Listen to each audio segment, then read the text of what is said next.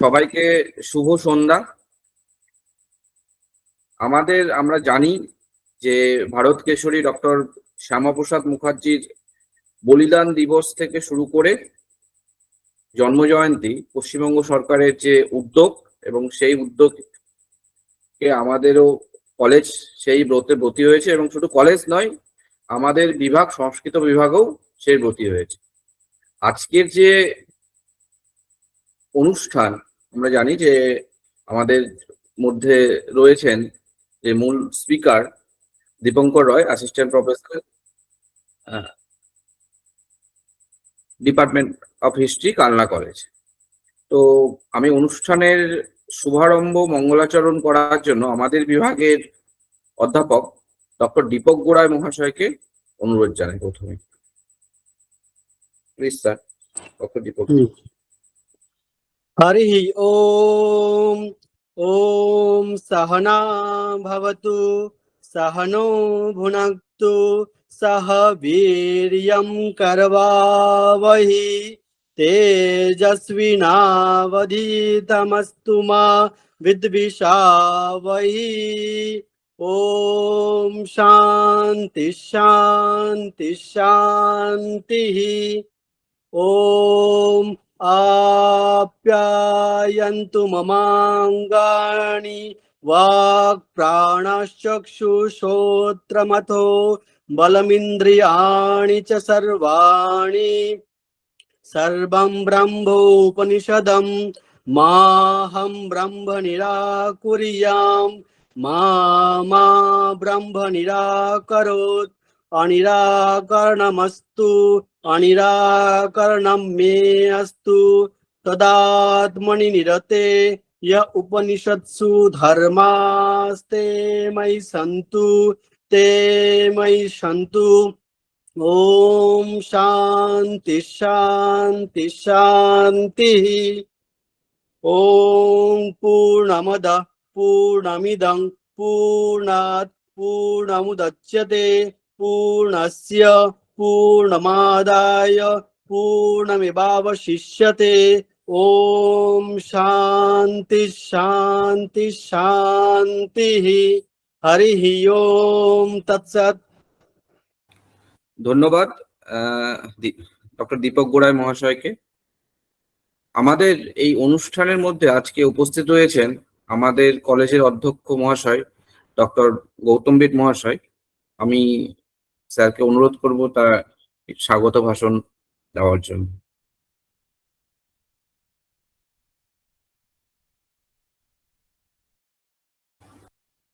Sir.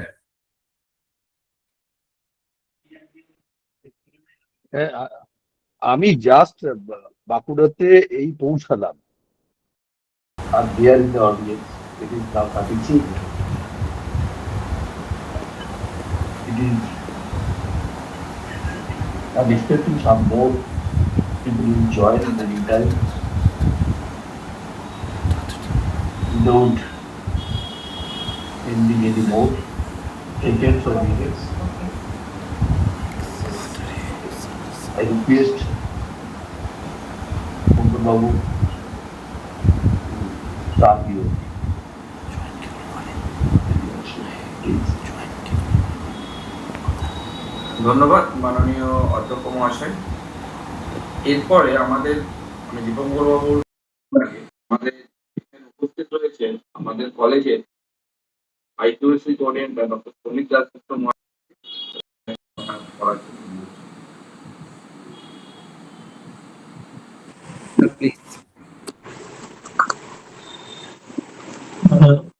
শুভ সন্ধ্যা। আমি প্রথমেই সংস্কৃত ডিপার্টমেন্টের শিক্ষক শিক্ষিকা যারা আছেন তাদেরকে অভিনন্দন জানাচ্ছি অনলাইনে এরকম একটা সেমিনার অর্গানাইজ করার জন্য। গত 23শে জুন থেকে আমাদের এই স্মৃতিপক্ষ ডক্টর শ্যামাপ্রসাদ মুখার্জি স্মৃতিপক্ষ এটা কলেজে পালন করা হচ্ছে। বিভিন্ন সেমিনার, কালচারাল কম্পিটিশন এগুলো আমরা আয়োজন করছি। তারই অঙ্গ হিসেবে বিভিন্ন ডিপার্টমেন্ট থেকেও প্রোগ্রাম নেওয়া হচ্ছে। সংস্কৃত ডিপার্টমেন্ট সেই জায়গা থেকেই এই সেমিনারটি আয়োজন করেছে, সেটার জন্য আমি ওদেরকে অভিনন্দন জানাচ্ছি। অধ্যাপক দীপঙ্কর রায়, ইতিহাস বিভাগের শিক্ষক কালনা কলেজের, তাকে আমরা শুভেচ্ছা জানাই এবং আমরা তার বক্তব্য শুনবো। শ্যামাপ্রসাদ মুখার্জির কে স্মরণ করে এই বক্তব্য রাখা হবে। আমরা তার কাছ থেকে আশা করি কিছু গুরুত্বপূর্ণ বিষয় জানতে পারবো। এই শ্যামাপ্রসাদ রায়ের ভূমিকা, ভারত পশ্চিমবঙ্গ গঠনে তার ভূমিকা, এই বিষয়ে এইটুকুনি বলে আমরা আবার আরেকবার সংস্কৃত ডিপার্টমেন্টের সবাইকে শুভেচ্ছা জানিয়ে দীপঙ্কর বাবুকে ওয়েলকাম জানিয়ে আমি আমার বক্তব্য শেষ করছি। নমস্কার। ধন্যবাদ স্যার। আমি কলেজ কর্তৃপক্ষের কাছে ভীষণভাবে ঋণী যে এই অনুষ্ঠানটা করতে দেওয়ার জন্য বা অনুষ্ঠানটাকে তারা সহযোগিতা করার জন্য। আমি এরপরে আমাদের বিভাগে অধ্যাপক সুব্রত সরকার মহাশয়কে স্পিকারের বিষয়ে কিছু বলার জন্য অনুরোধ করছি।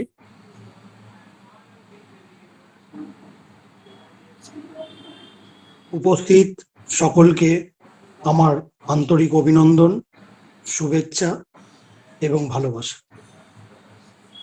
আজকে আমরা যাকে আমাদের এই স্পেশাল লেকচারের গেস্ট হিসেবে পেয়েছি, আর প্রসঙ্গে দু চারটি কথা না বললেই নয়। তিনি বর্তমানে কালনা কলেজে সহকারী অধ্যাপক হিসাবে নিযুক্ত হয়ে আছেন। 10ই ফেব্রুয়ারি 2017 সালে কালনা কলেজ পেয়েছিলেন একজন ইতিহাস প্রেমিক তথা ইতিহাস বিশারদ তথা ঐতিহাসিক তথা স্বনামধন্য অধ্যাপক, যিনি MA করেছিলেন যাদবপুর ইউনিভার্সিটি থেকে, MPhil করেছিলেন ক্যালকাটা ইউনিভার্সিটি থেকে, PhD ক্যালকাটা ইউনিভার্সিটি থেকে করেছেন, জমা দিয়েছেন, কিন্তু অ্যাওয়ার্ডেড এখনো উনি হননি। ওনার পিয়ার রিভিউ জার্নাল আছে 5টি এবং বই আছে 9টি। এছাড়াও উনি বর্ধমান এবং কল্যাণী ইউনিভার্সিটির MA দূরশিক্ষা বিভাগের একজন অতিথি অধ্যাপক হিসাবে ওখানে শিক্ষাদান করেন। তাছাড়াও নেতাজি সুভাষ ওপেন ইউনিভার্সিটির MA ক্লাসেও স্যার ওনার অভিজ্ঞতা ছাত্রছাত্রীদের সঙ্গে আলোচনা করার জন্য ক্লাস ওখানেও নিয়ে থাকেন। স্যারকে আমন্ত্রণ জানাই আমাদের সংস্কৃত বিভাগের পক্ষ থেকে। আজকে ওনার সুদৃঢ় এবং ইতিহাস নির্ভর বিষয় যেন আমাদের সকলের পিপাসাকে, জানার পিপাসাকে যেন পরিপুষ্ট করবে, এই আশা রেখে আমি স্যারকে বলবো তার বক্তব্য শুরুর জন্য অনুরোধ জানাবো। কৌশিক বাবু, এবার আপনি একটু বলুন। ধন্যবাদ সুব্রত বাবুকে। এরপরে আমি দীপঙ্কর বাবুকে অনুরোধ করব তার মূল্যবান বক্তব্য রাখার জন্য। এবং আমি একটা কথা জ্ঞাতার্থে বলে রাখি, এই মিটিংটি কিন্তু লাইভ স্ট্রিমিং চলছে আমাদের মহাবিদ্যালয়ের পেজ থেকে। তো মানে আমি দীপঙ্কর বাবুকে অনুরোধ করবো যদি উনি ভিডিও অন করেই বলেন আর কি। ধন্যবাদ। নমস্কার।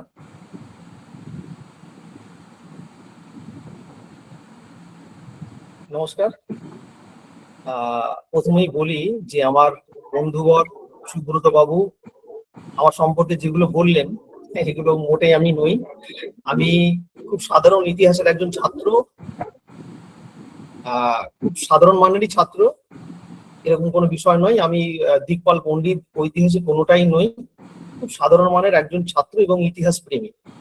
তো যাই হোক, আমি আজকের আলোচনা শুরু করি। প্রথমেই এই কলেজের প্রাণপুরুষ অধ্যক্ষ মহাশয় গৌতম বিদ মহাশয়, আইটিসি কোঅর্ডিনেটর সৌমক দাস, বিভাগীয় প্রধান কৌশিক বাবু এবং আমার বন্ধুবর সুব্রত বাবুদের সকলকে যথাযোগ্য সম্ভাষণ জানিয়ে আজকে সন্ধ্যায় আমরা এই বিষয়গুলোকে, এই শ্যামাপ্রসাদ মুখোপাধ্যায় সম্পর্কে যে বিষয়গুলো রয়েছে আমরা সেটা আলোচনা করছি। আমি জানি না আমি কতটা আপনাদের এই বিষয়ে জ্ঞাত করতে পারবো বা আপনার কতটা জানাতে পারবো, চেষ্টা করি। আপনারা সকলে জানেন যে 1947 20 জুন যে দিনটা আমাদের পশ্চিমবঙ্গ দিবস হিসাবে এই রাজ্য সরকার ঘোষণা করেছে এবং সেটা সকল স্কুল কলেজে তার দিনটা পালন হচ্ছে এবং পুরো সপ্তাহ জুড়ে যেটা পালিত হয় এটা আপনারা সকলেই জানেন। এখন আমাদের যে এই আপনাদের যে কলেজ বা আমাদের যে কালনা কলেজ বা ইটাচুনা কলেজ সকলে সেটা পালন করছে। এখন আমাদের কলেজের আপনারা সকলে জানেন যে আমাদের কলেজের অ্যাড্রেস ইটাচুনা, হুগলি এবং পশ্চিমবঙ্গ। কিন্তু যদি 1947-এর সেই সময়টাতে যখন শ্যামাপ্রসাদ মুখোপাধ্যায় পশ্চিমবঙ্গ সৃষ্টি নিয়ে দড়ি টানাটানি শুরু করেছেন বা তিনি যখন দৃঢ়চেত মনোভাব নিয়ে একটা পশ্চিমবঙ্গ সৃষ্টির যে বিষয়টা চালনা করছেন, সেই সময়টা যদি তিনি ওই পর্বের তার যে কর্মদক্ষতা না করতেন তাহলে হয়তো আজকে আমরা বলতাম যে ইটাচুনা কলেজ বা বিজয় নারায়ণ কলেজ হুগলি জেলায় পশ্চিমবঙ্গে নয়, সেটা হয়তো পূর্ব পাকিস্তান বা বাংলাদেশ বা পাকিস্তানের মধ্যে এই অংশটা পড়তো। যদি মোহাম্মদ আলী জিন্নার সেই ভাবনা এবং চিন্তা যদি সফল হতো, তিনি যেভাবে ভেবেছিলেন, সত্যি তিনি আসাম, পশ্চিমবঙ্গ মানে আজকের আমাদের বাংলাদেশ এবং কলকাতাকে নিয়ে একটা বৃহত্তর পাকিস্তান, পূর্ব পাকিস্তানের প্রচেষ্টা চালিয়েছিলেন। তার আশা ছিল যে কলকাতা বন্দরকে কেন্দ্র করে আজকে যেটাকে আমরা 7 সিস্টার্স বলি, সেই অঞ্চলগুলো সমস্তটা নিয়ন্ত্রণ করবে কলকাতা বন্দর এবং কলকাতা। এবং এর সঙ্গে এই যে আমাদের পূর্ব এই দিকটাতে অর্থাৎ মানে আমাদের এই যে পশ্চিম অঞ্চলটা মানে যেটা আজকে মানে আমাদের যেটা পশ্চিমবঙ্গ, এই অঞ্চলটা যে শিল্প সমৃদ্ধ অঞ্চল সেই জায়গাটা, এবং ওই পাশের যেটা কৃষি সমৃদ্ধ অঞ্চল আজকের বাংলাদেশ, এটা দুটো গুরুত্বপূর্ণ অংশ পশ্চিমবঙ্গ মানে যে অঞ্চলটা রয়েছে এবং বাংলাদেশের যে অঞ্চলটা রয়েছে, এটা পিপাসা মেটাবে একদিকে কৃষি এবং একদিকে খনিজ এবং শিল্প সমৃদ্ধ অঞ্চল। ফলত একটা শক্তিশালী পাকিস্তান তৈরি হবে। মোহাম্মদ আলী জিন্নাহ সেই স্বপ্ন দেখেছিলেন। এইভাবে যে শ্যামাপ্রসাদ মুখোপাধ্যায় যে তার কর্মপ্রচেষ্টা শুরু করলেন, আমরা সেই জায়গাটায় যাব। তার আগে আমরা আমাদের যে আজকের বিষয়টা সেটা পশ্চিমবঙ্গ দিবস মানে পশ্চিমবঙ্গের যে রাজ্য সৃষ্টির যে বিষয়টা একদম এনসেন্ট পর্ব থেকে আমি আলোচনা শুরু করব। আমি আমার আলোচনাটা আমাদের ছাত্রদের সুবিধার জন্য, আপনাদের মধ্যে পণ্ডিত বর্গের জন্য নয়, আমি একদম আমার পিপিটিটা বাংলায় করেছি যাতে তারা বুঝতে পারে বা তারা একটু সহজেই বিষয়টা অনুধাবন করতে পারে। আমি ওই পিপিটির মধ্যে চলে যাচ্ছি এবং সেখান থেকে আমি একদম সূচনা পর্ব থেকে ধরে কিভাবে পশ্চিমবঙ্গ জায়গাটাকে তৈরি হলো এবং তারপর শ্যামাপ্রসাদ মুখোপাধ্যায়ের তার অবদানের জায়গাটাকে আলোচনা করব। আপনাদের সকলের অনুমতি নিয়ে আমি আমার পিপিটি চলে যাচ্ছে স্ক্রিন শেয়ারে, একটু ধৈর্য ধরবেন।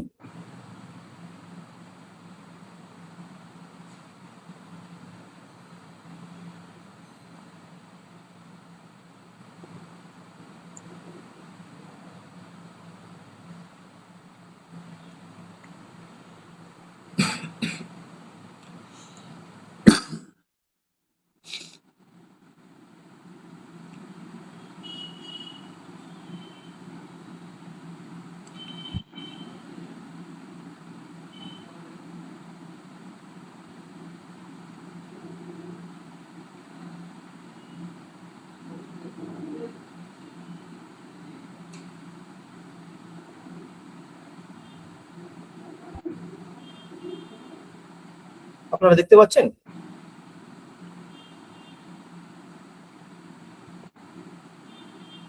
ইয়েস ইয়েস, পুরোটা দেখতে পাচ্ছেন?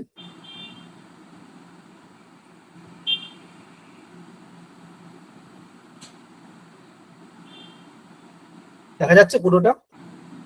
একদম সামনে থেকে এটা হাঁটিয়ে দিন, একটু মিনিমাইজ করে যদি দেন। হ্যাঁ,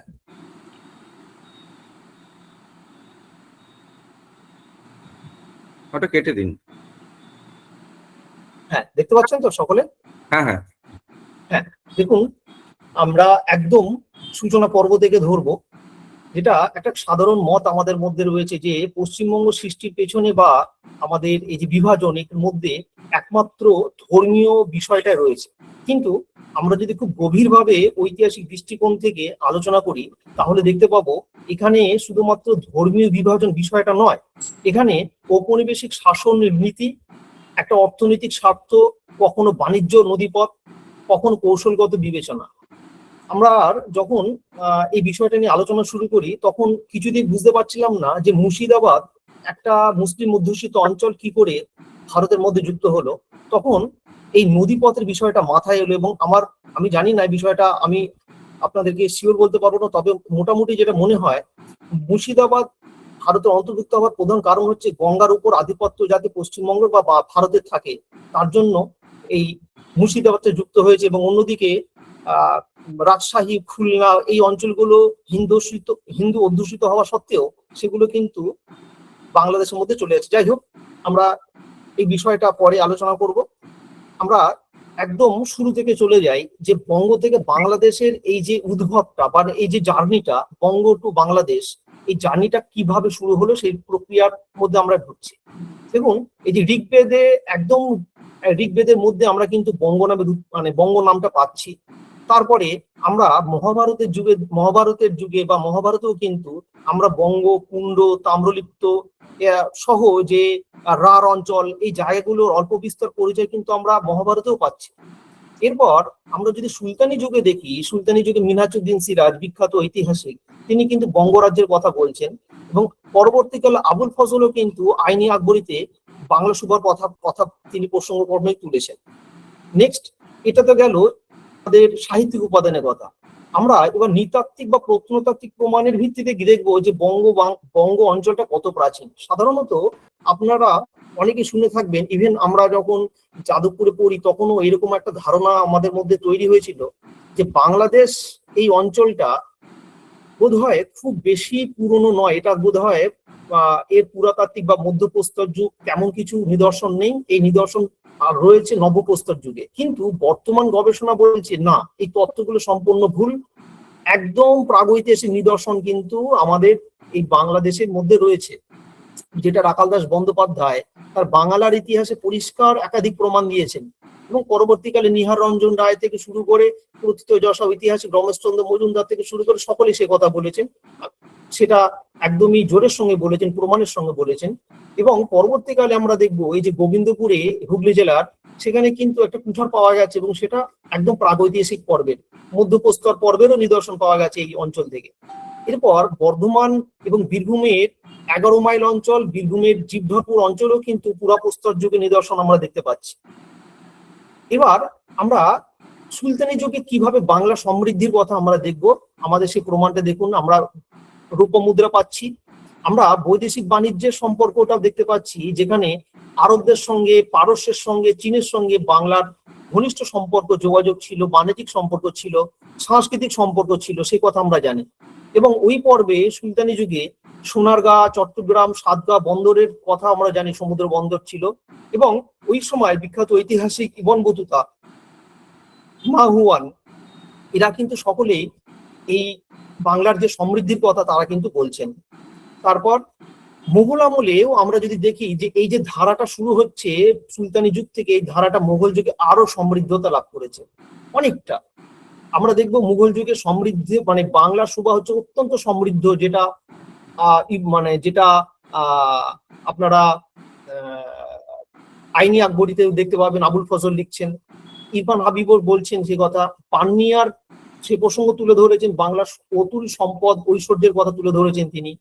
এবং আপনারা নিশ্চয়ই শুনে থাকবেন যে এরকম কথা বলা হতো যে মুঘল যুগে যখন ঔরঙ্গজেবের মৃত্যু হয়ে গেছে, তার 20-30 বছর পর থেকে যখন প্রবল আর্থিক অনটন চলছে মুঘল যুগে বা মুঘল রাজবংশে, তখন বলা হতো যে উপমা দিয়ে এই কথাটা বলা হতো, দিল্লি সম্রাটের হাড়িতে জল ফুটছে, চাল আসবে কখন? যখন বাংলা থেকে রাজস্ব আসবে। অর্থাৎ বাংলার রাজস্ব হচ্ছে তখন একমাত্র তাদের বেঁচে থাকার উপায়। তার মানে ওই পর্ব থেকে বাংলার এই মানে সুবার সমৃদ্ধি কিন্তু পরিপূর্ণভাবে বজায় ছিল। এবং অনেক ঐতিহাসিক বা ইউরোপীয় বিবরণে আমরা কিন্তু প্যারাডাইস অফ নেশন বাংলার সম্পর্কে জানতে পারছি। তারপর আপনারা একটা বিষয় লক্ষ্য করে দেখবেন যে আমাদের এই অঞ্চলটা থেকে, এই যে ব্যান্ডেল বা মগরা এই অঞ্চলটা থেকে একদম কলকাতা পর্যন্ত এই মানে ক্ষুদ্র জায়গায় এতগুলো বিদেশি সাম্রাজ্য কেন এলো? এত ভারতবর্ষের জায়গা আছে বা বাংলারও এত অঞ্চল আছে, তারা শুধুমাত্র এই অঞ্চলটার উপর ভিড় করলো কেন? আপনারা ভেবে দেখুন, এর মূল কারণ রয়েছে একদিকে বাংলা, মানে একদিকে গঙ্গা, এবং তার কিছুটা দূরেই কিন্তু 4 কিলোমিটার 5 কিলোমিটারের মধ্যেই তৎকালীন সময় ভীষণ সমৃদ্ধ ছিল, সেটা হচ্ছে সরস্বতী নদী, যেটাকে আমরা আজকে প্রায় মৃতপ্রায় অবস্থায় দেখতে পাচ্ছি। এবং আপনারা অনেকেই জানেন যে মনসামঙ্গল কাব্যে আমরা দেখতে পাচ্ছি যে এইখান থেকে অনেকগুলো জাহাজ, দিনে 6টা থেকে 7খানা জাহাজ যেত। তার মানে অঞ্চলটা কতটা সমৃদ্ধ ছিল বা এই নদীটা কতটা গুরুত্বপূর্ণ ছিল, এই পর্বের বড় বড় জাহাজগুলো সেখান থেকে আসতো। এই কারণে এই অঞ্চলটা, যেখানে আমরা দেখতে পাবো ওলন্দাজরা চুচুড়াতে বা ডাচরা চুচুড়াতে তারা উপনিবেশ তৈরি করলো, চন্দ্রনগরে ফরাসিরা, শ্রীরামপুরে দিনেমাররা, এবং সর্বশেষে ইংরেজরা কলকাতা আধিপত্য তৈরি করছে। এবং পর্তুগিজরা ব্যান্ডেল অঞ্চলে, তারপর আমরা যাকে মগরা বলি, এই মগ উপজাতি জলদস্যু, তারাও মগরা অঞ্চলে আধিপত্য স্থাপন করেছিল। অর্থাৎ এই ক্ষুদ্র পরিসরের মধ্যে অনেকগুলো ইউরোপীয় জাতি তারা কিন্তু এসে তারা এখানে বসতি স্থাপন করছে। তার মূল কারণ হচ্ছে বাংলার সমৃদ্ধি। এরপর আমরা দেখব, যখন ইংরেজ ইস্ট ইন্ডিয়া কোম্পানি ভারতবর্ষে ঢুকেছে, তারা পলাশির যুদ্ধে জয়লাভ করে ফেলেছে, এবং বাংলার যে বিপুল সম্পদ ঐশ্বর্য, সেটা কিন্তু তাদের যুদ্ধ জয়ের দক্ষিণ ভারতে ফরাসিদেরকে হারানোর প্রধান তাদের যে শক্তি, সেটা তারা বাংলা থেকে পাচ্ছে। এবং আপনারা জানেন যে বাংলা থেকে বিপুল পরিমাণে তারা সম্পদ, তারা এখান থেকে চীন, এবং চীন থেকে তারা তাদের ইংল্যান্ডের সম্পদ পাঠাচ্ছে, যেটা পরবর্তীকালে ত্রিকোণ বাণিজ্য নামে পরিচিত। এই জায়গাটাকে আমরা দেখতে পাবো বাংলার বিপুল রাজস্বের কথা, মানে বিপুল ঐশ্বর্য সম্পদের কথা। আমরা দেখুন এখানে ঐতিহাসিক মূল্যায়ন বলেছি যে পার্সিভাল স্পিয়ার, রবার্টস, তারা কিন্তু প্রত্যেকেই এই বিষয়টা বলেছেন বাংলার সমৃদ্ধিদের কথা। এবং আমি কিছু কোটেশনও এখানে দিয়েছি, আপনারা দেখতে পারেন যে পলাশির যুদ্ধের পর কতটা বাংলা আরো সমৃদ্ধ, মানে অর্থনৈতিক সমৃদ্ধি কিভাবে ইংরেজদেরকে আরো বেশি এগোতে সাহায্য করছে, সাম্রাজ্য বিস্তার করতে সাহায্য করছে, এবং বাংলা সুবা বা বাংলাদেশ ক্রমশ তার নিজস্ব একটা শক্তিশালী আইডেন্টিটি তৈরি করছে সারা ভারতবর্ষের মধ্যে, সেই বিষয়টা আমরা লক্ষ্য করতে পারবো। তারপর এই যে বাংলা প্রেসিডেন্সি যে ধাপটা শুরু হলো, সেটা পরিষ্কার হয়ে গেল দিয়ানি লাভের পর। প্রশাসনিক নিয়ন্ত্রণে একদম বাংলা, বিহার, উড়িষ্যা নিয়ে একটা শক্তিশালী একটা সুবা তৈরি হচ্ছে বিস্তীর্ণ অঞ্চল জুড়ে, এবং অবশ্যই তার মধ্যে আসামও ছিল, আজকে ত্রিপুরা অঞ্চলটাও ছিল, বেশ কিছু অঞ্চলটা। এই যে সমৃদ্ধ অঞ্চলটা, এই জন্য কলকাতা রাজধানী তৈরি হচ্ছে। এবং আপনারা জানেন 1911 পর্যন্ত, বঙ্গভঙ্গ রদ হওয়ার আগে পর্যন্ত, এই অঞ্চলটাই কলকাতা হচ্ছে ব্রিটিশদের প্রধান রাজধানী। এবং এই সমৃদ্ধির কথা, গুরুত্বের কথা সুমিত সরকার তার মডার্ন ইন্ডিয়া গ্রন্থে তুলে ধরছেন। এবং বাংলা প্রেসিডেন্সি ধীরে ধীরে কিন্তু ব্রিটিশ সাম্রাজ্যের সব থেকে গুরুত্বপূর্ণ প্রশাসনিক কেন্দ্রে পরিণত হচ্ছে। এবার এই যে 1905 সালে যে বঙ্গভঙ্গ হচ্ছে, এটা একটা গুরুত্বপূর্ণ ল্যান্ডমার্ক। আপনারা সকলেই জানেন যে স্বদেশী আন্দোলনে যেভাবে বিশেষত হিন্দুরা যেভাবে তাদের যে জাগরণ শুরু করছে, তারা যেভাবে ব্রিটিশ শাসনকে চ্যালেঞ্জ ছুড়ে দিচ্ছে, প্রতিরোধ ছুড়ে দিচ্ছে স্বদেশী আন্দোলনের মাধ্যমে, মায়ের দেওয়া মোটা কাপড় মাথায় তুলে নেড়ে ভাই বলে তারা যেভাবে দেশীয় জিনিসের কদর করতে শুরু করছে, সেখানে ব্রিটিশরা কিন্তু ভয় পেয়ে গেল। এই যে ভয় তাদের মধ্যে, এই ভয় থেকেই ক্রমশ কিন্তু তাদের তোষণ করে মুসলিমদেরকে কিভাবে আলাদা করা যায় সেই চেষ্টা করছে, এবং মুসলিমরাও কিন্তু সেই চেষ্টায় তারা কিন্তু পরিপূর্ণভাবে রেসপন্স করছে। তার মূলে রয়েছে স্যার সৈয়দ আহমেদ খানের যে বিভেদ নীতি এবং আলিগড় আন্দোলনের মাধ্যমে ধীরে ধীরে যে বিভাজনের বা সাম্প্রদায়িক যে সাম্প্রদায়িক যে ভাবনা, সেটা পরিষ্কার হচ্ছে আমরা দেখতে পাবো এই বঙ্গ বিভাজনের পর থেকে এই বিষয়টা আরো স্পষ্ট হয়ে উঠছে, এবং এর পূর্ণতা পাচ্ছে এই 1906 মুসলিম লীগ প্রতিষ্ঠার মধ্যে দিয়ে। এখানে আমরা দেখতে পাবো যে ঢাকার যে অল ইন্ডিয়া মুসলিম লীগ তৈরি হলো, এই মুসলিম লীগের মাধ্যমে সাম্প্রদায়িকতার ভাবনা বা বিষ যেটা ছিল সেটা কিন্তু আরো স্পষ্ট হয়ে উঠছে। এরপর 1909-এ মরলেমিন্টো সংস্কারের মাধ্যমে সেখানেও কিন্তু এখানেও মানে নির্বাচনী যে ব্যবস্থা সেখানে সাম্প্রদায়িকতা ঢুকে গেল এবং হিন্দু মুসলিম আলাদা সম্প্রদায় ভিত্তিক একটা রাজনীতির চেষ্টা শুরু করলো। এবং এখানে পাকিস্তানের বিখ্যাত ঐতিহাসিক আয়েশা জালাল তিনি কিন্তু দেখাচ্ছেন যে মুসলিম লীগের রাজনীতি ধীরে ধীরে এক যে পৃথক পাকিস্তান বা পৃথক রাষ্ট্রের দিকে সেই ভাবনাটা ক্রমশ কিন্তু এগোচ্ছে। এখানে আরেকটা বিষয় আপনারা দেখুন, আমি 1905-এর ওই বঙ্গভঙ্গ বিভাজনের সময়টাতে ঠিক প্রি 1905 বা 1905-এ বাংলাদেশ কেমন দেখতে ছিল সেই ম্যাপটা তুলে ধরেছি। তারপর এই যে বিষয়টা সাম্প্রদায়িক বিভাজনটা আরো গভীরভাবে যুক্ত হচ্ছে কোন সময়টাতে, এই যে পর্বটা চলছে মরলেমিন্টো আইন সংস্কারে, এখানে কিন্তু শুধুমাত্র মানে ইংরেজের কার্যকলাপ নয়, এখানে আরো কিছু বিষয় রয়েছে যেখানে ধর্মীয় বিষয় এবং অর্থনৈতিক বিষয়।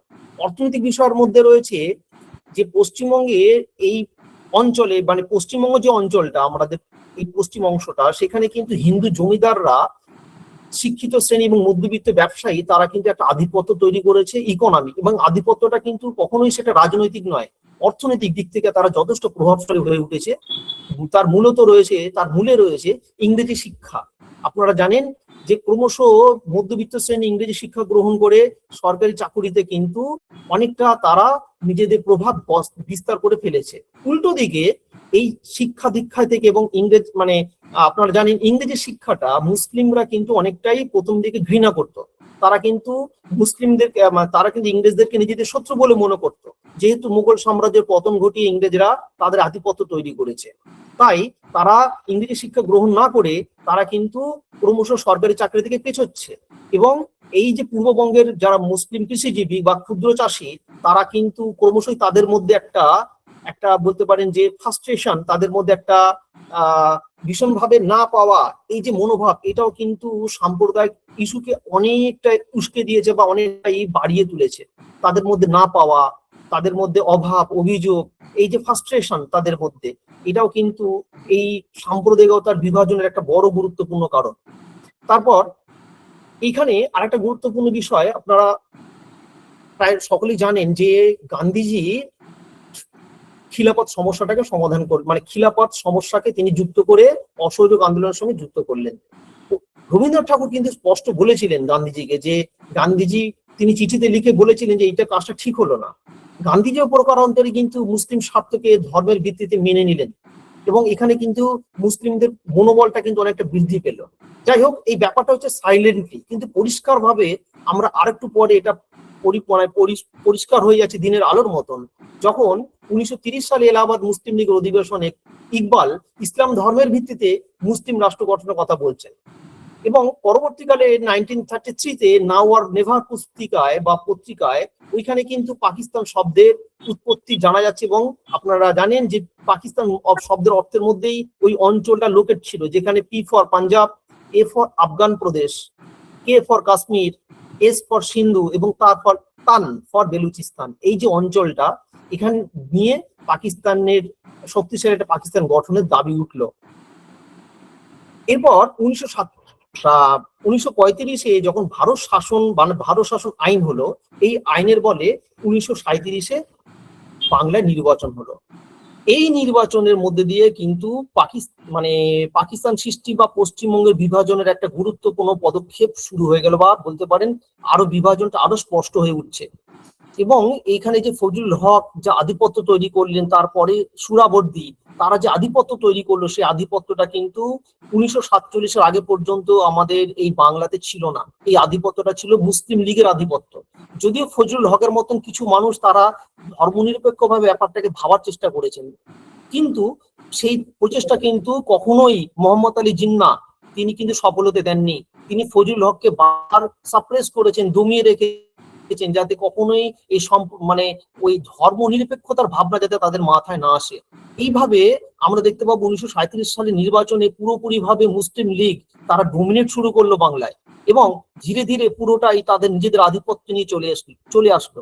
এবার আপনাদের মনে হতে পারে যে কেন এই আধিপত্যটা এলো, তার মূলে হচ্ছে ওই সময় কিন্তু বাংলাদেশের অধিকাংশ জায়গায় হিন্দুরা কিন্তু প্রায় সংখ্যালঘু, বেশ কিছু জায়গায়, এই পশ্চিমবঙ্গের এই অঞ্চলটা বাদ দিয়ে বেশিরভাগ জায়গায় তারা কিন্তু 40%, 42%, 43, 44, অর্থাৎ বেশিরভাগটা ক্ষেত্রে সংখ্যাগুরু মুসলিমরা হওয়ার কারণে মুসলিম লীগ কিন্তু এমন ভাবে তাদের গুটি সাজিয়েছে, বা এখানে ইংরেজরা যেভাবে তাদেরকে সহায়তা করেছে, যে নির্বাচনের ব্যবস্থা তৈরি করেছিল 1935 ভারত শাসন আইনে, সেখানে স্পষ্ট ভাবে দেখা যাচ্ছে যে এই আধিপত্য বা পুরো ব্যাটনটা, রাজনীতির আধিপত্যের পুরো ব্যাটনটা কিন্তু ওদের হাতে চলে গেছে বা মুসলিম লীগের হাতে চলে গেছে। সেখানে কংগ্রেস বা প্রদেশ কংগ্রেস, আমাদের বাংলার প্রদেশ কংগ্রেস, তাদের শুধু চেয়ে থাকা ছাড়া আর তেমন ভাবে কিছু দেখতে পাচ্ছি না। যে চ্যালেঞ্জ আমরা সি.আর. দাস বা চিত্তরঞ্জন দাস যেভাবে ছুড়ে দিয়েছিলেন, তার মৃত্যুর পর বা স্বরাজ্য দল দুর্বল হয়ে যাওয়ার পর কিন্তু সেই প্রচেষ্টা আমরা দেখতে পাবো না। এখানে পুরো ব্যাটনটা মুসলিম লীগের হাতে চলে যাচ্ছে। তারপর 1935-এর সময়টাতে বা ভারত যে আইন হলো 1935 ভারত শাসন আইন, সেই সময় বাংলাদেশ কেমন ছিল দেখতে, এটা দেখুন এই অংশটা। তারপর এইটা হচ্ছে আরো একটা গুরুত্বপূর্ণ ধাপ, সেটা হচ্ছে লাহোর প্রস্তাব। 1940 সালে লাহোর প্রস্তাবে 23শে মার্চ আপনারা জানেন যে এই যে লাহোর মুসলিম লীগের লাহোর অধিবেশনে যে ঐতিহাসিক প্রস্তাব গৃহীত হচ্ছে, যেটাকে আমরা লাহোর প্রস্তাব বলি, সেখানে এই মুসলিম সংখ্যাগরিষ্ঠ অঞ্চলগুলোকে নিয়ে একটা স্বাধীন রাষ্ট্র গঠনের প্রেক্ষাপটের কথা বলা হচ্ছে। এবং এখানে মানে আবার কিন্তু ফজলুল হক কিছু চেষ্টা করলেও সেই চেষ্টা কিন্তু মোহাম্মদ আলী জিন্নাহ কখনো সফলতা দেননি, এবং পুরোপুরি ভাবে ফজলুল হক সেই দাবির মধ্যে যেন কখনো নিজেকে তিনি সম্পৃক্ত করে ফেললেন, এটা তিনি নিজে বুঝতেই পারলেন না, যেটা পরবর্তীকালে তার অনুধাবন হয়েছিল। এরপর আরো দুটো গুরুত্বপূর্ণ প্রস্তাব যেটা এই ভারত বিভাজনকে আরো গুরুত্বপূর্ণ পর্যায়ে পৌঁছে দিল, সেটা হচ্ছে ক্রিপস প্রস্তাব এবং রাজা চক্রবর্তীর রাজাজি প্রস্তাব, যেটাকে আমরা বলি চক্রবর্তীর রাজাজি প্রস্তাব। ক্রিপস এসে তিনি বললেন যে ABCD বলে তিনি কতগুলো গুরুত্বপূর্ণ বিভাজন তৈরি করলেন, এবং সেখানে বলা হলো যে এই অঞ্চলগুলো প্রায় বেশ কিছু অঞ্চল তারা কিন্তু নিজেরা স্থির করবে যে তারা কি করবে। অনেকটা রাজাজিও তাই বললেন যে রাজা চক্রবর্তী তিনি বলছেন যে এই উত্তর পশ্চিম এবং উত্তর পূর্ব অঞ্চলের কিছু বেশ গুরুত্বপূর্ণ অঞ্চল নিয়ে পাকিস্তান তৈরির বিষয়টাকে ভাবা যাবে, তবে সেটা অবশ্যই যুদ্ধের পর। এখানে আরেকটা গুরুত্বপূর্ণ প্রশ্ন, সেটা হচ্ছে যখন দ্বিতীয় বিশ্বযুদ্ধ শুরু হচ্ছে, এই সময়টাতে বিশ্বযুদ্ধে ভারতকে ইংরেজরা যুক্ত করে দিল এবং ভারতীয় নেতাদের সঙ্গে কোনো রূপ আলাপ আলোচনা না করে। এটাও কিন্তু খুব গুরুত্বপূর্ণ ভারতীয় নেতাদের কাছে, বিশেষ করে কংগ্রেসের কাছে এটা একটা অপমান, জাতীয় অপমান। কারণ তারা ভারতকে বিশ্বযুদ্ধে যুক্ত করে ফেললো, কিন্তু without any concern, without any discussion তারা কিন্তু ভারতকে বিশ্বযুদ্ধের মধ্যে যুক্ত করে দিল। কংগ্রেস এই বিষয়টার প্রতি তীব্রভাবে প্রতিবাদ জানালো, তারা কিন্তু পুরোটাই তারা সরকার থেকে সরে এলো। এই যে সরকার থেকে বা প্রাদেশিক শাসনকর্তা থেকে বা ওই যে পদগুলো থেকে সরে এলো কংগ্রেস, এটা কিন্তু মুসলিম লীগের কাছে একটা সুবর্ণ সুযোগ এনে দিল। তারা ফাঁকা মাঠে গোল দেওয়ার মতন করে এই প্রায় 1943, 1942 থেকে শুরু করে একদম 1945 পর্যন্ত 2.5-3 বছর প্রায় এই সময়কালটা তারা নিজের মতন করে গুটি সাজিয়ে কিন্তু ব্রিটিশ সরকারের সঙ্গে হাতে হাত মিলিয়ে তারা এই মানে নিজেদের মতন করে তারা তাদের স্বার্থে কাজে লাগিয়েছে ব্রিটিশ শাসনকে। এরপর আমরা দেখবো যে 1946 সালে যে নির্বাচন হলো, এই নির্বাচন অত্যন্ত গুরুত্বপূর্ণ, যেখানে মানে বেশিরভাগ জায়গাতে মুসলিম লীগ আধিপত্য তৈরি করছে এবং পাকিস্তান প্রস্তাব বা পাকিস্তান সৃষ্টি একটা গুরুত্বপূর্ণ মুখোমুখি ঘুরছে মানুষের মধ্যে। এবং মুসলিম লীগের বিপুল সাফল্য বাংলায় আমাদের এখানকার মানে আমাদের এখানকার প্রদেশ কংগ্রেসের একটা বড় মাথা ব্যথার কারণ হলো এইখান থেকে শ্যামাপ্রসাদ মুখোপাধ্যায় তিনি কিন্তু ভিন্ন ভাবতে শুরু করলেন। তিনি বুঝেছিলেন যদি পাকিস্তান, পূর্ব পাকিস্তান, বাংলা এই পুরো অংশটা চলে যায়, তাহলে কিন্তু হিন্দুদের আলাদা আইডেন্টিটি থাকবে না। এটা আরো গুরুত্বপূর্ণ হয়ে উঠলো 1946 সালের 16ই আগস্ট, ডাইরেক্ট অ্যাকশন ডে বা প্রত্যক্ষ সংগ্রাম দিবসকে কেন্দ্র করে কলকাতায় গ্রেট ক্যালকাটা কিলিং যে গ্রেট ক্যালকাটা কিলিং এ যেভাবে হত্যা করা হলো, এখানে বলা উচিত যে এখানে কিন্তু বেশিরভাগ জায়গাতে, এবং অবশ্যই কলকাতার পর আমরা দেখব বিহার, পাঞ্জাব, এই জায়গাগুলোতে কিন্তু বিরাট একটা রায়াত বা হিন্দু মুসলিম দ্বন্দ্ব শুরু হয়েছে বা একটা রক্তক্ষয়ী সংগ্রাম চলেছে। এই অঞ্চলগুলো অধিকাংশ জায়গায় কিন্তু হিন্দুরা ভীষণভাবে, বলতে পারেন এটা মানে অস্বীকার করার জায়গা নেই যে হিন্দুদের অধিকাংশ হিন্দু কিন্তু এখানে তারা সাফার করেছে বা তাদের মৃত্যু ঘটেছে, এটা অস্বীকার করার জায়গা নেই। কিন্তু যেহেতু ক্ষমতাটা পুরোপুরি মুসলিম লীগের আওতার মধ্যে মানে আয়ত্তে রয়েছে, বা মুসলিম লীগ সমস্ত কিছুটাই গুটি সাজাচ্ছে বা তারাই তাদের হাতে প্রভাব রয়েছে, তাই তারা কিন্তু কংগ্রেসের কোনো কথাই শুনছে না। এবং এই যে মানে সাম্প্রদায়িক দাঙ্গা লাগলো, এই যে নোয়াখালীতে দাঙ্গা লাগছে, বিহারে দাঙ্গা লাগছে, পাঞ্জাবে দাঙ্গা লাগছে, এই অঞ্চলগুলোতে যে দাঙ্গার বিষয়টা তৈরি হচ্ছে, সেখানে কিন্তু মুসলিম লীগ কংগ্রেসের তেমন মানে কংগ্রেসকে এমন ভাবে সাপ্রেস করেছে, এমন ভাবে চেপে ধরেছে, কংগ্রেস কিন্তু এই বিষয়গুলো বলতেও পারছে না, আর তাদের বলার সেই ক্ষমতাও নেই, কারণ সেই সংখ্যায় পৌঁছাতে পারেনি। এটা শ্যামাপ্রসাদ মুখোপাধ্যায় বুঝতে পেরেছিলেন, যে তিনি বুঝেছেন যে এই পর্যায় থেকে বেরোতে গেলে পশ্চিমবঙ্গের আলাদা বা হিন্দুদের একটা আলাদা আইডেন্টিটি তৈরি করতেই হবে।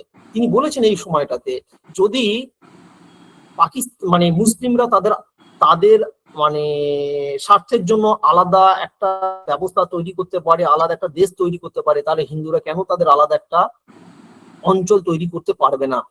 এই অঞ্চলটা একটা গভীর সংকট তৈরি হচ্ছে, যেটাকে যদুনাথ সরকার একটা ইতিহাসের গভীর সংকট কাল বলে বর্ণনা করেছেন পরবর্তীকালে তার গ্রন্থে। এবং এরপর আমরা দেখতে পাবো যে কিভাবে পরিকল্পনাটা যুক্ত হচ্ছে।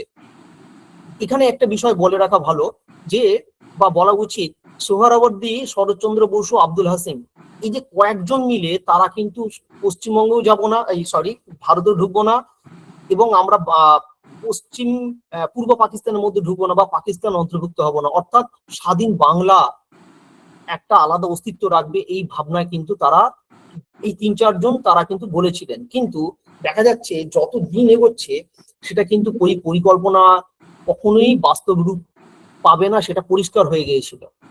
এবং মুসলিম কংগ্রেস কেউ কিন্তু তাদের এই ভাবনার সঙ্গে সায় দেয়নি। হিন্দু মহাসভা তো বাদই দিন, ইভেন কংগ্রেস পর্যন্ত এই ভাবনায় তারা কিন্তু কখনোই সাপোর্ট করেনি। এরপর আমরা দেখবো যে শ্যামাপ্রসাদ আসছেন, এইখানটা থেকে শুরু হচ্ছে শ্যামাপ্রসাদের মানে জনসমর্থন। প্রথম দিকে শ্যামাপ্রসাদ মুখোপাধ্যায় বেশ কিছু অঞ্চলে তিনি প্রথম সাড়া পাননি, কিন্তু তিনি যখন তারকেশ্বরে যে সভা করলেন, তারপর থেকে তার নেতৃত্বে বাংলাদেশের বিভিন্ন অঞ্চলে বিপুল জনসমর্থন গড়ে উঠলো হিন্দু মহাসভার নেতৃত্বে এবং তারও নেতৃত্বে। এবং তিনি এইভাবে ধীরে ধীরে বাংলাদেশে একটা হিন্দু অধ্যুষিত অঞ্চল নিয়ে পশ্চিমবঙ্গ সৃষ্টির ক্রমশ তিনি একটা আন্দোলনের মুখ হয়ে উঠছেন। এবং তিনি দলে, আমি পরবর্তীকালে দেখাবো যে তার সঙ্গে অনেক সহযোগী ছিলেন, যেটা নিয়ে একটা কন্ট্রোভার্সি আছে বা একটা ভীষণভাবে কিছু কিছু বিষয় আজকে ভীষণভাবে কন্ট্রোভার্সির বিষয় তৈরি হয়েছে। কারণ দেখুন, আমরা তো ইতিহাসের ছাত্রছাত্রী, আমাদের কাছে ইতিহাসটা মানে ইতিহাস বড্ড বেশি উপাদান নির্ভর, উপাদান ছাড়া আমরা কিন্তু সেইভাবে বলতে পারি না। আমাদের কাছে যে প্রমাণ আছে সেখানে কিন্তু আমাদের ওই যে যদুনাথ সরকার সহ বেশ কিছু ঐতিহাসিক, আমি আসছি তাদের নাম, বা বেশ কিছু ব্যক্তি তারা কিন্তু অত্যন্ত গুরুত্বপূর্ণ ভূমিকা পালন করেছিলেন পশ্চিমবঙ্গ সৃষ্টির পেছনে। তবে হ্যাঁ, এই যে শ্যামাপ্রসাদ মুখোপাধ্যায় তিনি কিন্তু একজন ক্যাপ্টেনের রোল প্লে করছেন দলের। এবং এই 1947 সালে 4 এপ্রিল তারকেশ্বরে যে বেঙ্গল পার্টি কনভেনশন হচ্ছে, সেখানে প্রায় 25-30 হাজার মানুষ তারা ঝাঁপিয়ে পড়ছে। এবং ক্রমশ আমরা দেখতে পাবো একের পর এক, সেটা বাংলাদেশে নোয়াখালী থেকে শুরু করে আমরা দেখতে পাবো কলকাতায়, তারপর 24 পরগনা থেকে শুরু করে প্রত্যন্ত অঞ্চলেও কিন্তু, বর্ধমানেও হয়েছে, বেশ কিছু জায়গায়, হুগলির আরো বেশ কিছু জায়গায় হয়েছে, সেখানে কিন্তু এই আন্দোলন হচ্ছে শ্যামাপ্রসাদ নেতৃত্বে। সেখানে শ্যামাপ্রসাদ কখনো তিনি প্রত্যক্ষ থাকছেন, কখনো তিনি পরোক্ষভাবে তার বিভিন্ন সহযোগীদেরকে পাঠাচ্ছেন এই আন্দোলনগুলোতে বা এই সভা সমিতিগুলোতে, যাতে মানুষ একত্রিত হতে পারে। দেখুন, 1947-এ যখন র্যাডক্লিফ ঢুকলেন, মানে র্যাডক্লিফ এলেন, সেই সময়টা বাংলার কেমন দেখতে ছিল।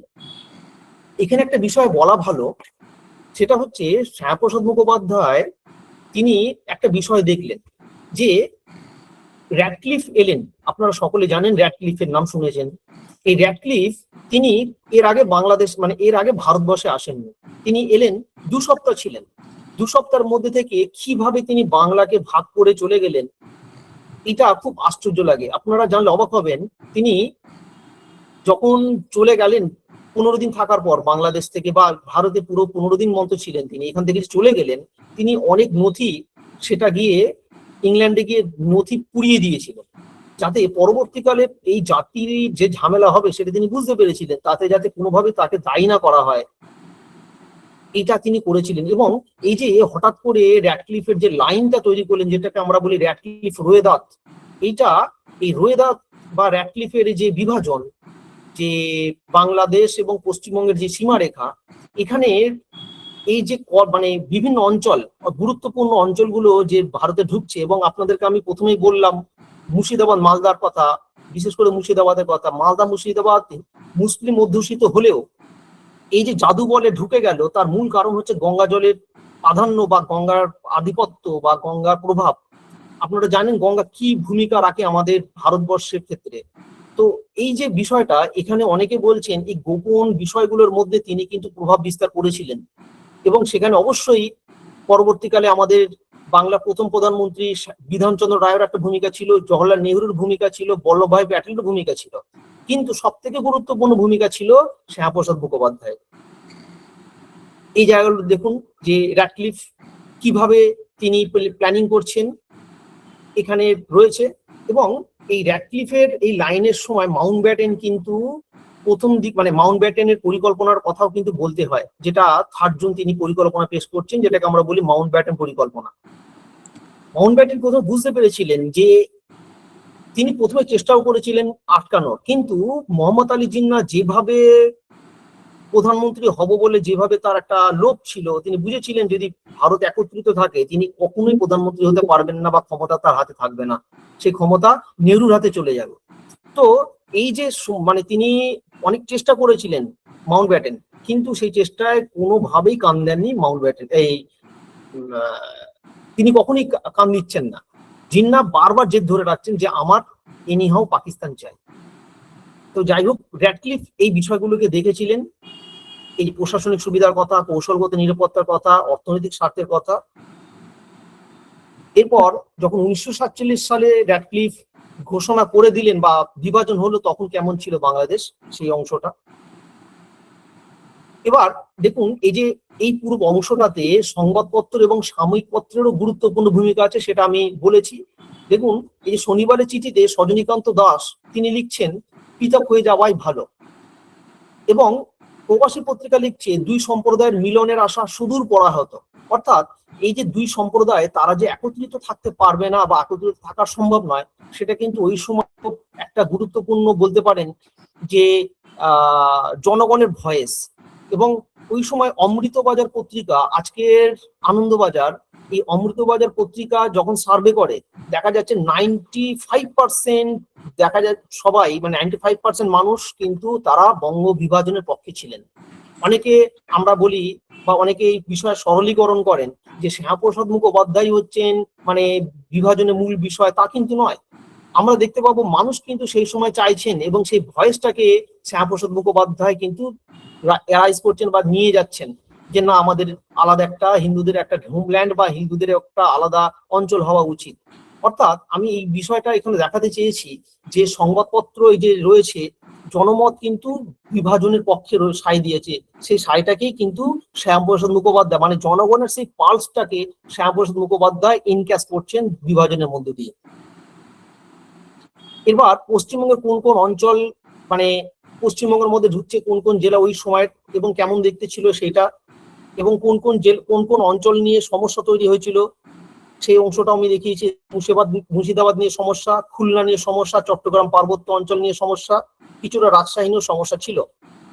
এইবার এই যে সমস্যাটা তৈরি হলো, তার যে ফল বিভাজন হলো এবং সেটাকে যে উদ্বাস্তুর যে প্রভাব হলো, আপনারা প্রায় সকলেই জানেন আমাদের পশ্চিমবঙ্গের অনেক মানুষ, হয়তো 5 জনের মধ্যে 2 জন আমরা আমাদের আশেপাশে অনেকেই আছে বন্ধু বান্ধব যারা তাদের বাবা মা বা তাদের দাদু দিদা বা তার আগের জেনারেশন তারা বাংলাদেশ থেকে আমাদের এখানে এসেছে, সেই চাপে বা সেই সমস্যায় তারা জানেন উদ্বাস্তু সমস্যা কিভাবে মানুষের সমস্যা মানে কিভাবে তাদের হৃদয় ক্ষত তৈরি করেছিল সেটা সকলেই জানেন আপনারা। এবার আমি দুটো গুরুত্বপূর্ণ প্রশ্ন পরপর রাখছি, একটু কন্ট্রোভার্সিয়াল হলেও আমাদের ইতিহাস তো বড় বেশি নির্মম। আমি বারবার একটা আপনাদের কথা একটু আগে বললাম, উপাদান ছাড়া আমরা বলতে পারি না।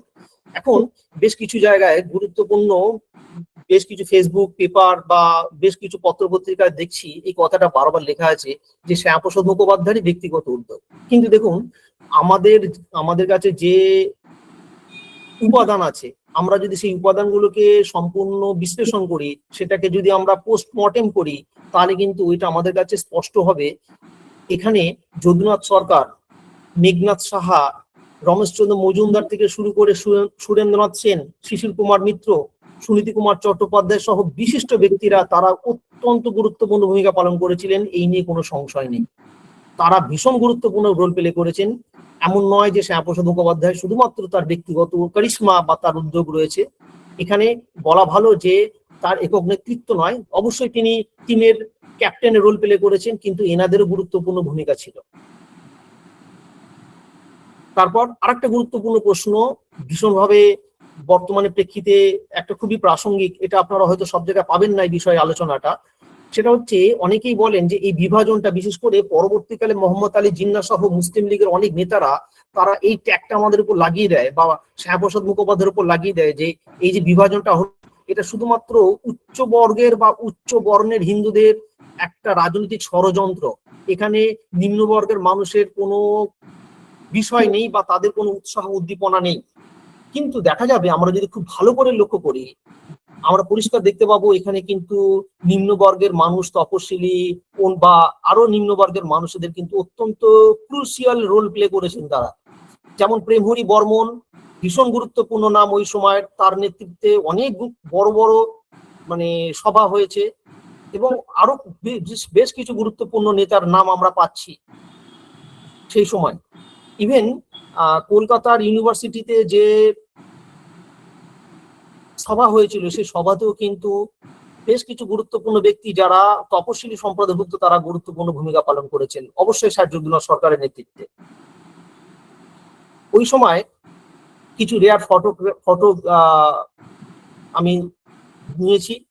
দেখুন শ্যামাপ্রসাদ মুখোপাধ্যায় সোজাসুজি দেখা যাচ্ছে, মাথায় একটু চুল কম, বসে আছেন।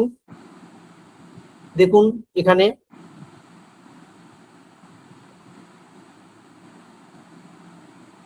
বনগা পরিদর্শন করছেন শ্যামাপ্রসাদ মুখোপাধ্যায়। এটা হচ্ছে আমাদের এই খুব কাছে কুপার্স ক্যাম্পে শ্যামাপ্রসাদ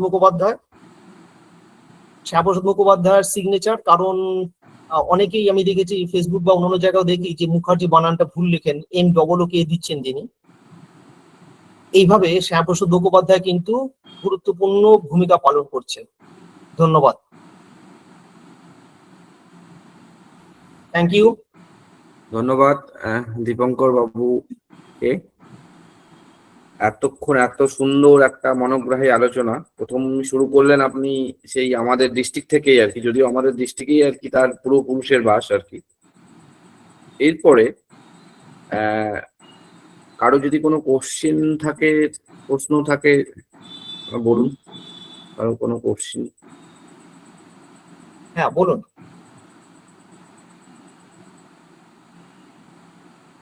কারো কোনো জিজ্ঞাসা?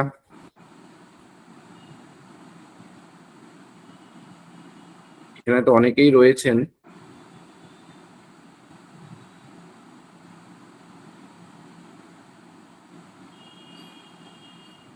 হ্যালো। হ্যাঁ হ্যালো। আচ্ছা, আমার একটা জাস্ট জিজ্ঞাসা আছে। হ্যাঁ বলুন। আপনি যে র্যাডক্লিফের কথা বললেন, সেই র্যাডক্লিফ কে মানে আমার একটা জিজ্ঞাসা আর কি, কেন হঠাৎ মানে এত বড় একটা দায়িত্ব, মানে র্যাডক্লিফ তো একদমই নতুন, আপনার ইয়ে শুনে বুঝলাম মানে একদমই নতুন দায়িত্ব নিয়েছেন মাত্র কয়েকদিনের মধ্যে, হঠাৎ র্যাডক্লিফকেই কেন দায়িত্বটা দেওয়া হলো? হ্যাঁ দেখুন, শুনতে পাচ্ছেন? হ্যাঁ হ্যাঁ হ্যাঁ। হ্যাঁ, এক মিনিট আমি এটাকে দেখিয়ে ফেলি, এটা করা যাচ্ছে, ভিডিওটা অন করছি। শোনা যাচ্ছে, শোনা যাচ্ছে। দেখুন, এখানে একটা বিষয়, সেটা হচ্ছে যে র্যাডক্লিফ ভীষণ যোগ্য বা তিনি হচ্ছেন ভীষণ পারদর্শী, কিন্তু মানে তিনি ভীষণ দক্ষ ছিলেন। ওই সময়ে যে পরীক্ষা হয়, ইংল্যান্ডের যে পরীক্ষাগুলো পাশ করে আমাদের এখানে আসতে হতো, সেই পরীক্ষাতেও কিন্তু তিনি ভীষণ ফার্স্ট হয়েছিলেন। এটাও একটা গুরুত্বপূর্ণ প্রশ্ন যে তিনি কেন, অন্যরা নয় কেন? তিনি ভারত সম্পর্কেও জানেন বা আগে পড়াশোনা করেছেন, তিনি প্রথম স্থান অধিকার করেছেন, যে কারণে হয়তো তাকে বাঁচা হয়েছিল। তবে তিনি বুঝতে পেরেছিলেন এত কম সময়ের মধ্যে এই এত বড় কাজটা করা উচিত নয় বা সম্ভব নয়। কিন্তু ওই সময় ভীষণ চাপ আছে, যেটা আমি সময়ের অভাবে বলতে পারিনি। আপনার 8 ঘন্টা দিয়েছেন, কারণ সময়টা ভীষণ গুরুত্বপূর্ণ, এটাকে মান্যতা দেওয়া উচিত। যে এই সময় আরো কিছু গুরুত্বপূর্ণ বিষয় হচ্ছে, সেটা হচ্ছে ঠিক এই 1945 দ্বিতীয় বিশ্বযুদ্ধে তো অবশ্যই দ্বিতীয় বিশ্বযুদ্ধে ইংল্যান্ড ভীষণ ভাবে জিতলেও তাদের অর্থনৈতিক ক্ষতি হচ্ছে, এটা একটা গুরুত্বপূর্ণ কারণ। এই সময় আরেকটা গুরুত্বপূর্ণ পট পরিবর্তন হচ্ছে, ইংল্যান্ডের সরকারে কিন্তু শ্রমিক যে সমর্থিত যে সরকার তারা আসছে, যে কারণে ভীষণ চাপ আছে র্যাডক্লিফের ওপর যে যত তাড়াতাড়ি পারো, এবং মাউন্টব্যাটেন বারবার বলছেন যে যতটা সম্মান থাকতে থাকতে এখান থেকে চলে যাওয়া যায়, এইখান থেকে বেরোনো যায়, সেই জন্য র্যাডক্লিফকে চাপ প্রয়োগ করে যত তাড়াতাড়ি পারে দায়িত্ব এখান থেকে দেওয়ার জন্যই এটা করা হয়েছে। এবং আমার কাছে প্রমাণ নেই, কিন্তু আমার মনে হয় এই যে গুরুত্বপূর্ণ অঞ্চলগুলো আমাদের পশ্চিমবঙ্গের মধ্যে ঢুকেছে, এর একটা বড় অবদান শ্যামাপ্রসাদ মুখোপাধ্যায়ের কিন্তু আছে। এটা আমার ব্যক্তিগতভাবে মনে হয়, খুব অল্পই জানি, কিন্তু প্রমাণ না থাকলেও আমার মনে হয় এটা, এর প্রভাবটা আছে। আর কারো কোনো জিজ্ঞাসা যদি থাকে আমাদের মাস্টারমশাইদের মধ্যেও যদি কিছু জিজ্ঞাসা থাকে, যদি আমরা সংস্কৃত বিভাগ। না, অবশ্যই বলুন। আমি একটু বলি, আজকে এই বিষয়টা নিয়ে একটু বলতে গিয়েছিলাম বা পূর্বস্থলী কলেজে, সেখানে অঙ্কের এক মাস্টারমশাই, একটা সেমিনার হয়েছে, ইন্টারন্যাশনাল সেমিনার, মানে অঙ্কের এক মাস্টারমশাই তিনি এত সুন্দর পেপার প্রেজেন্ট করলেন, আমি অনেক কিছু শিখলাম তার কাছ থেকে। তিনি সাবজেক্ট তার অঙ্ক, হ্যাঁ, তো এরকম কোনো বিষয় নয় যে সংস্কৃত বা অন্য সাবজেক্টের আপনারা আমার থেকে বেশি জানবেন না বা অন্য কেউ আমার থেকে বেশি জানবেন এই সম্পর্কে। আমার তো পিএইচডি গবেষণা নয়, হতেই পারে কারোর ভালোবাসা, এই দেশভাগ, এই বিষয়টা নিয়ে সকলের একটা সেন্টিমেন্ট আছে, সকলের একটা ভালোবাসা আছে, অনেকেই অনেক বিষয় জানতেই পারেন। আমি কিন্তু এই মাস্টারমশাই থেকে বা ওই অঙ্কের মাস্টারমশাই ফোন নম্বরও নিয়েছি, তিনি কিন্তু খুব সুন্দর আলোচনা করেছেন, এবং আমি যেটা বলেছি উনি সেই বিষয়ে গুরুত্বপূর্ণ টিপ্পণী করেছেন। সেটা তার থেকে শিখতে আমার কোনো দ্বিধা নেই বা দ্বন্দ্ব নেই। ধন্যবাদ। আমার জানি একটা যে প্রশ্ন আছে, কৌশিক। স্যার, আপনি ওই বানানটা নিয়ে মাঝখানে ডেমোক্রেট বলেছেন, ওইটা যদি একটু ক্লারিফিকেশন দিতেন। ওই MOOKHER আর NUKHER, হ্যাঁ স্যার, সত্যি আমরা দ্বিধাগ্রস্ত। হ্যাঁ স্যার, হ্যাঁ, আমি ফেসবুকে দেখি এই বানানটা তারা যে যেরকম ভাবে পারেন। এটা অ্যাকচুয়ালি ফ্যাক্টটা কি? হ্যাঁ স্যার, প্লিজ স্যারকে একটু ধন্যবাদ। ধন্যবাদ স্যার আপনার অবজারভেশনের জন্য। আমি জানি আপনি লকডাউনেও বলাগড় কলেজের সঙ্গে একটা যখন অনলাইনে আলোচনা হচ্ছিল লকডাউনের মধ্যে, আপনি পুরো সেমিনারটা উপস্থিত ছিলেন এবং অনেক প্রশ্ন করেছিলেন, আমার মনে আছে এখনো। আপনার ভালোবাসা আছে সেটা ইতিহাসের প্রতি, আমি জানি। বলাগড় কলেজে অ্যারেঞ্জ করেছিল, আপনি ছিলেন ওই সেমিনারের মধ্যে। স্যার যেটা জিজ্ঞাসা করছেন যে এটা কেন, শ্যামাপ্রসাদ মুখার্জি ও আচ্ছা আচ্ছা, না দেখুন ওটা, হ্যাঁ আচ্ছা আচ্ছা, সরি আমি বুঝতে পারিনি। এটা হচ্ছে তারা অনেকেই বানানটা ওইভাবে লেখেন, এবং তার বাবাও কিন্তু আপনারা জানেন আশুত মুখোপাধ্যায়, উনিও কিন্তু এই বানানটাই লিখতেন। এবার নামের স্পেলিং তো ভুল হয় না, যে যেরকম ভাবে লেখে, অনেকে চট্টোপাধ্যায় একরকম ভাবে লেখে, চ্যাটার্জি লেখে, ওইটা ওইভাবে লিখেছেন, এবং যে যেরকম ভাবে লেখেন বানান, আমাদের তো সেটাই লেখা উচিত, সেই জন্য আমরা ওই বানানটাই লিখবো, তিনি যেটা সাইন করেছেন বা তার যে নামের বানানটা। স্যার এটা কি MU, তাই তো? না স্যার, MOOKER, ডবল ও আছে স্যার। KER না কে? মুখার্জি KH না আছে, না কে আছে? KER আছে স্যার। ও তাহলে মুখার্জি না, মুখার্জি। MOOKER sir. হ্যাঁ, ও আচ্ছা, আরেকটা আমার মানে একদম ছিলি প্রশ্ন, সেটা হচ্ছে ওনার বাবার কতখানা ইয়ে ছিল, মানে ইনফ্লুয়েন্স ছিল ওনার এই জায়গাতে আসা বা হ্যাঁ স্যার, খুব ভালো আহ, প্রশ্ন করেছেন স্যার। এই প্রশ্ন আমাদের কলেজেও হয়েছে। আমি 20 তারিখে এই বিষয়টা নিয়ে মানে অন্য একটা টপিক নিয়ে ঘেঁষা বলেছিলাং। এইখানে একটা সমস্যা আছে স্যার। শ্যামাপ্রসাদ মুখোপাধ্যায় কিছু কিছু ক্ষেত্রটা, যেটা অনেক সময় মনে হয় তিনি অনেক বেশি ইংরেজের সঙ্গে তার গভীর সংযোগ, তার সঙ্গে গভীর কানেকশন রয়েছে, এবং তার কিছু প্রমাণও আছে স্যার। এটা তো অস্বীকার করা যায় না, কারণ ইউনিয়ন জ্যাক যে তাদের পতাকা, এই পতাকে অসম্মান করেছিল বলে আমাদের মানে কলকাতা ইউনিভার্সিটিতে তখন পড়তো দুজন ছাত্রকে রাস্টিকেট করা হয়েছিল। একজন ক্ষমা চেয়েছিল লিখিতভাবে, তাকে আবার ভর্তি করে দেওয়া হয়। আর একজনকে কিন্তু সে ক্ষমা চায়নি বলে তাকে মানে আর ভর্তি মানে তাকে একদম মানে ইউনিভার্সিটি থেকে বহিষ্কৃত করা হয়েছিল, সাম্প্রসাদই করেছিলেন। কিন্তু এই কিছু ঘটনা আমরা পরিষ্কারভাবে প্রমাণ পাচ্ছি তিনি, তার একটা প্রীতি, ইংরেজ প্রীতি ছিল। অনেকে বলছেন আজকে, যেটা অনেকে এই বিষয়টাকে বলছে যে ইংরেজ প্রীতি নয়, তিনি নিয়ম শৃঙ্খলাটাকে ভীষণভাবে মান্যতা দিলেন। কিন্তু আশুতোষ মুখোপাধ্যায়ের এরকম কোনো বিষয় কিন্তু আমরা পাচ্ছি না স্যার। আশুতোষ মুখোপাধ্যায়ের মানে ভাবনাটা অনেকটাই কিন্তু স্বদেশ প্রীতি, অনেকটাই স্বদেশ প্রীতির মধ্যে তার তার মতাদর্শ রয়েছে। আর শ্যামাপ্রসাদ মুখোপাধ্যায়ের প্রথম জীবনটা অনেক বেশি ইংরেজদের সঙ্গে তার একটা খুব সুসম্পর্ক, নিয়ম শৃঙ্খলা ডিসিপ্লিন ভাবে যাবে মানে করবেন। এবং এইগুলো দেখার পরে কিন্তু আপনারা জানেন ইংরেজরা মানে ব্রিটিশ সরকার তাকে প্রথম ভিসি নিয়োগ করছে, এবং এত কম বয়সে ভিসি হচ্ছেন, এবং তার আগে তিনি অলরেডি সিনেটের সদস্য হয়ে গেছেন কলকাতা ইউনিভার্সিটি। কিন্তু আশুতোষ মুখোপাধ্যায়ের এরকম কোনো প্রভাব কিন্তু নেই। আমরা শ্যামাপ্রসাদ মুখোপাধ্যায়ের মধ্যে কিন্তু একটা দ্বৈত চরিত্র, মানে একটা দ্বৈত, একটা বলতে পারেন টানাপোড়েন দেখতে পাচ্ছি বা আমরা লক্ষ্য করতে পারি, যেটা আশুতোষ মুখোপাধ্যায়ের ছিল না। আশুতোষ মুখোপাধ্যায়ের অনেক বেশি স্বদেশ প্রেমটা পরিষ্কার হচ্ছে, বা তিনি অনেক বেশি যখন 1905-এ যখন কলকাতা বিশ্ববিদ্যালয়কে গোলদিঘির গোলামখানা বলা হচ্ছে তার নেগেটিভ রোল প্লে করার জন্য, সেই অংশটাতেও কিন্তু চিঠিতে লিখছেন আশুতোষ মুখোপাধ্যায় যে আমি খুব ব্যথিত বিষয়টা নিয়ে, আমার কিছু করার নেই, কারণ আমাকে তো আমার নিয়মগুলো মানতেই হবে, ওরা যেটা বলবে সেটাকে সরকারের নির্দেশ আমাকে মানতেই হবে। কিন্তু তিনি নিজে খুব ব্যথিত হয়েছিলেন, এবং তার যে মানে ব্যথা বেদনা এবং বিপরীত কথা, সেটা কিন্তু চিঠির মাধ্যমে পরিষ্কার হচ্ছে স্যার। তিনি তার চিঠি যে লিখেছিলেন, এই প্রভাবটা কিন্তু নেই স্যার। আশুতোষের প্রভাবটা থেকে শ্যামাপ্রসাদের মধ্যে মানে এই দ্বৈত ভাবটা অনেক বেশি। বেশ, এবারে আমি আরেকটু যাচ্ছি, সেটা হচ্ছে ওনার বাবার প্রভাব ছিল না বুঝলাম, কিন্তু উনার প্রভাব যে অনেকখানাই ছিল আমাদের প্রতি, সেটা কিন্তু আমরা অনেকটাই লক্ষ্য করছি। অবশ্যই। NPE, national policy of education 1968, আর এনইপি, মানে just rearrange of the letters, NPE থেকে এনইপি 1968 থেকে 2020। হুম। তো এর মাঝখানে শ্যামাপ্রসাদ মুখার্জি যখন ভাইস চ্যান্সেলর ছিলেন, তখন উনি যে যে জায়গাগুলোর উপরে জোর দিয়েছিলেন, সেই জায়গাগুলোর অনেকটাই কিন্তু আমরা এনইপি 2020-তে অনেকগুলো জায়গায় আমরা পাচ্ছি। হুম।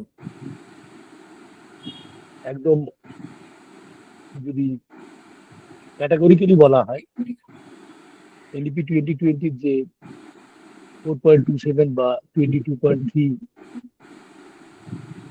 বা 11.1, 11.5, এই ধরনের বেশ কিছু ক্লজ গুলো রয়েছে, যে ক্লজ গুলো কিন্তু শ্যামাপ্রসাদ মুখার্জির তখনকার, যেগুলো উনি ইমপ্লিমেন্ট করার চেষ্টা করেছিলেন, একটা খুব সুন্দর কানেকশন পাওয়া যাচ্ছে। অবশ্যই। এই অবশ্যই নিয়ে স্যার। পরবর্তীকালে আমার ইচ্ছে থাকলেও যদি আপনাকেও পাওয়া যায়, এই নিয়ে যদি একটা আমরা ডিসকাশনের ইচ্ছে আমার, মানে খিদে একটা জানিয়ে রাখলাম। যদি আচ্ছা। সময় সুযোগ হয় তাহলে আমি আজকের যারা আয়োজন করেছে তাদেরকে, বা আমাদের কলেজের সেমিনার কমিটি যারা রয়েছে তারা যদি সকলে মিলে এটার আয়োজন করে, তাহলে বোধহয় অনেকটা প্রাসঙ্গিক হবে। আচ্ছা। কারণ আমরা তো এখন এনইপি 2020 আন্ডারে, হুম, একটু দেখা যেত যে আমরা কতখানা শ্যামাপ্রসাদ মুখার্জির আন্ডারে আছি। হুম। বেশ, এটুকুই। Thank you very much. Thank you, thank you. Thank you sir, thank you for your observation. ধন্যবাদ অধ্যক্ষ মহাশয়কে এবং দীপঙ্কর বাবুকে ধন্যবাদ। এরপরে একদম সবার শেষ লগ্নে আমি আমাদের বিভাগীয় অধ্যাপক ডক্টর জিতেন্দ্রনাথ দাসকে ভোট অফ থ্যাঙ্কস এবং এই শেষ করার জন্য অনুরোধ করছি। ভোট অফ থ্যাঙ্কস দাও। নমস্কার। ডক্টর শ্যামাপ্রসাদ মুখোপাধ্যায়ের স্মৃতিপত্র উদযাপনের এই সান্ধ্যকালীন যে আন্তর্জালিক সভা, তার একেবারে আমরা অন্তিম লগ্নে উপস্থিত হয়েছি। আমাদের মধ্যে পেয়েছি মাননীয় অধ্যাপক দীপঙ্কর রায় মহাশয়কে, এবং ওনাকে পেয়ে আমরা অত্যন্ত সৌভাগ্যের অধিকারী বলে মনে করছি। অপূর্ব সুন্দরভাবে তিনি প্রাঞ্জল ভাষায় তুলে ধরলেন আমাদের যে পশ্চিমবঙ্গ সৃষ্টি এবং তার পূর্বের যে ইতিহাস, একেবারে ক্রমান্বয়ে সেই ঋগ্বেদের ঐতরেয় ব্রাহ্মণ থেকে শুরু করে পরপর একদম পয়েন্ট ধরে ধরে আমাদের ছাত্রছাত্রীরা তো বটেই, আমরাও সমৃদ্ধ হলাম। এবং উনি এখানে আঞ্চলিক যে ইতিহাসগুলো এত সুন্দর করে ব্যাখ্যা করলেন, কোন নামটা কেন হলো, কিভাবে আমাদের গঙ্গা উপত্যকা, সরস্বতী নদী, গঙ্গা নদীর তীরবর্তী অঞ্চলে যে সমস্ত সভ্যতা, যে সমস্ত বাইরে থেকে আসা তারা এরম বসতি স্থাপন করলো, ব্যবসা বাণিজ্য সৃষ্টি শুরু করলো, এই সমস্ত তথ্য এত সুন্দরভাবে ব্যাখ্যা করলেন, সত্যিই অসাধারণ। তার মূল্যবান বক্তব্য, গভীর বিশ্লেষণ এবং বিষয়ভিত্তিক যে আলোচনা আমাদের সকলের জ্ঞানকে সমৃদ্ধ করেছে। তাই পুনরায় তাকে আবার আন্তরিকভাবে ধন্যবাদ জ্ঞাপন করছি। আর আমাদের মাননীয় অধ্যক্ষ মহাশয়, তাকেও আন্তরিক ধন্যবাদ জানাই। আইকিউএসসি কোঅর্ডিনেটর স্যারকেও ধন্যবাদ জানাই, বিভাগীয় প্রধান এবং সকল সংযুক্ত বিভাগীয় অধ্যাপক অধ্যাপিকা বৃন্দ, তাদেরকেও আন্তরিক কৃতজ্ঞতা জানাচ্ছি। তাদের উপস্থিতি ও উৎসাহ এই আলোচনা সভার মর্যাদাকে বহু গুণে বৃদ্ধি করেছে। এর সঙ্গে আমাদের এই আলোচনা সভায় অংশগ্রহণ করেছে আমাদের মহাবিদ্যালয়ের সংস্কৃত বিভাগের ছাত্রছাত্রীরা তো বটেই, আমি যতটুকু জানি কালনা মহাবিদ্যালয়েরও অনেক ছাত্রছাত্রী এখানে জয়েন করেছে। তাদেরকেও আন্তরিক ধন্যবাদ দিচ্ছি। তারা এতক্ষণ ধরে ধৈর্য ধরে এই সভা শুনেছে। আর নেপথ্যের কাণ্ডারি তো থাকেন, টেকনিক্যাল সাপোর্টের দিক দিয়ে রয়েছেন আমাদের মাননীয় অধ্যাপক ডক্টর রৈবতক সেনগুপ্ত মহাশয়, ওনাকেও আন্তরিক কৃতজ্ঞতা জানাই। সকলকে আবার নমস্কার এবং ধন্যবাদ। Thank you, thank you. এখানেই আমাদের আজকের যে আলোচনা, যে সভা, সেটা সম্পন্ন হচ্ছে। Thank you. Thank you.